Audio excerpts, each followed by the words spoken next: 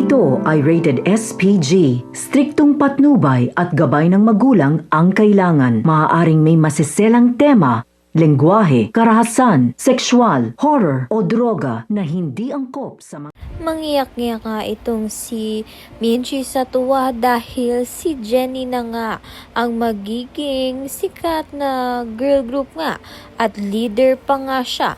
Kaya naman nga't emosyonal itong si Minchi dahil proud nga siya dito kay Jennie.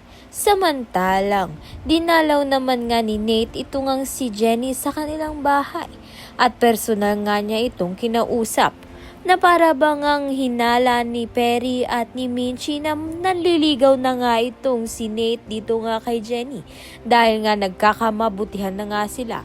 Sa kabilang banda naman nga, naiinis nga itong si Dara dito nga kay Jennie dahil hindi nga niya mapagbuntungan ng galit ang mga producer dahil ito ngang si Jennie ang pinili nilang maging leader ng girl group at hindi nga itong si Megan.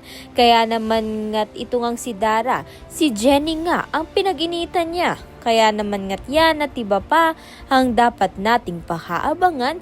Maraming salamat sa iyong panonood.